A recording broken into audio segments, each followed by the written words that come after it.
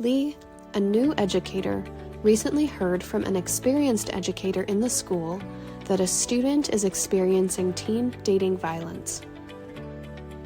While Lee has a sense of what teen dating violence is, she could use more information about what it looks like.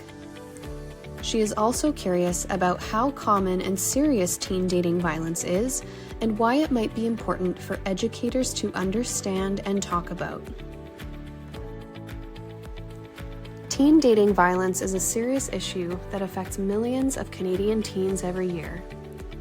Teen dating violence refers to physical violence, sexual violence, psychological aggression, stalking, and coercive control that occurs in a dating or romantic relationship before age 18. Teen dating violence can happen in person or be in cyber format, which is sometimes referred to as online dating violence or tech-facilitated dating violence. Studies show that about 1 in 3 Canadian teens experience some form of physical, psychological, or cyber dating violence each year. In a recent Canadian study, perpetration rates were 9.2% for psychological dating violence, 7.7% for cyber dating violence, and 7.1% for physical dating violence. Victimization rates were 27.3% for psychological dating violence, 17.1% for cyber dating violence, and 11.5% for physical dating violence. Think about it this way. In Lee's classroom of 30 students, about 10 of the students may be experiencing dating violence in their relationship. Lee finds this alarming and begins to reflect on how she could address it and prevent it from happening through classroom work. When she stops to think about it, she realizes that some of the behaviors that may be signs of teen dating violence have already happened in her classroom. At her school, Lee has seen and heard about physical dating violence, which includes actions like hitting, punching, or threatening someone with physical violence. She has also heard about psychological dating violence, including things like trying to control or belittle a dating partner, cyber dating violence, including things like students constantly checking their phones to respond to messages to their dating partners regarding their whereabouts, and less often, sexual dating violence. For example, where a student was pressured or forced into sexual activity. Unfortunately, Lee has noticed that students who are involved in teen dating violence also struggle more with their relationships, mental and physical health, as well as academic performance. Research on Canadian teens has also shown that the impact of teen dating violence, particularly among girls and gender-diverse youth, can be devastating for mental health.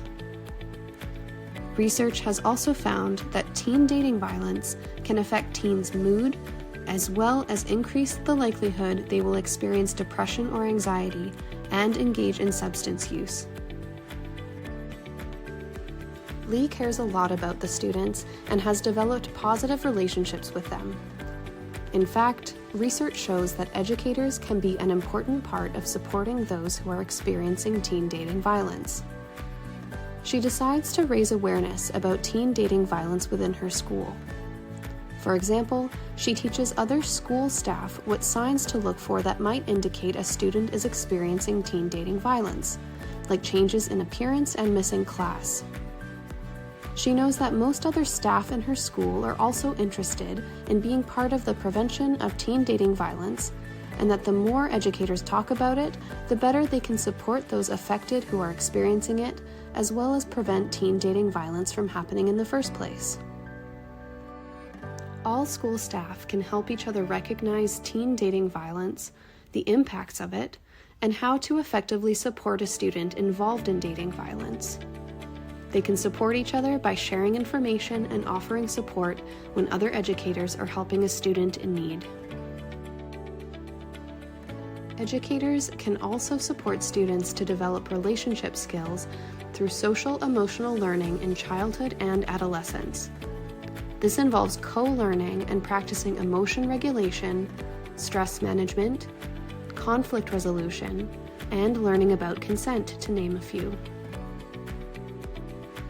Importantly, educators can create supportive and caring environments that will enable youth to disclose if teen dating violence is happening to them. This means being an active listener, being empathetic, and co-identifying the next steps with the student, such as linking them to more resources, or perhaps involving other school or community-based violence prevention professionals. This is a great option as they often have training to support youth experiencing dating violence.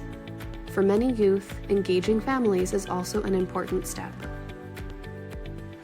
Lastly, educators can make sure that their school has a policy that defines what teen dating violence is and what the roles and the responsibilities of students and educators are in addressing it. Like Lee, educators who understand the prevalence and impact of teen dating violence are better able to support their students and create a safer environment for all students.